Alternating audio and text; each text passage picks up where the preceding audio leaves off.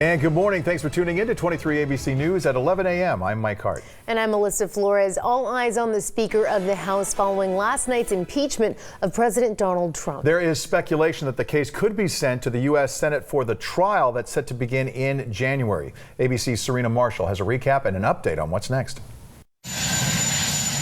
For the third time in history, an American president has been impeached by Congress. Article 1 is adopted.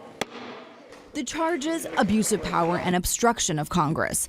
Democrats say President Trump's actions left them no choice. They accuse him of inviting foreign interference in the 2020 election by pressuring Ukraine to investigate one of his chief political rivals, former Vice President Joe Biden, then blocking witnesses with direct knowledge of what happened with Ukraine from testifying in the impeachment hearings. By his actions, President Trump has broken his oath of office.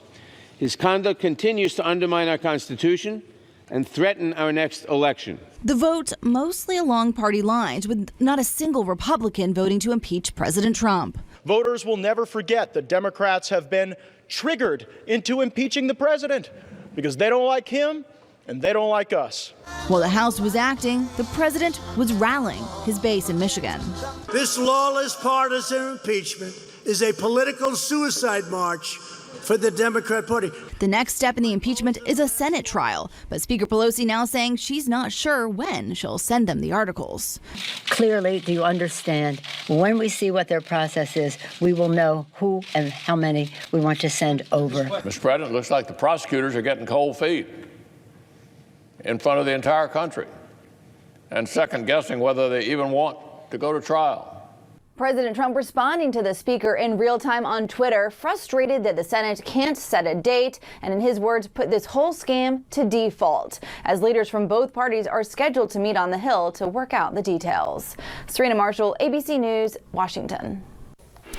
Meantime, local Congressman and House Minority Leader Kevin McCarthy called the impeachment of the president this morning the, quote, weakest, thinnest, and fastest in history. He made the comments this morning at a press conference, lashing out at House Speaker Nancy Pelosi, saying she knows the, quote, facts are not there.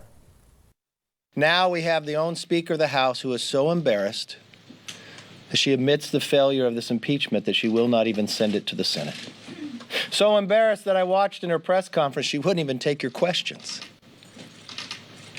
That is not a good legacy to have. McCarthy continued on, adding that the only abuse in his mind moving forward is the Democrats, and that he is, quote, embarrassed that the only legacy this Congress will have is passing more subpoenas than laws.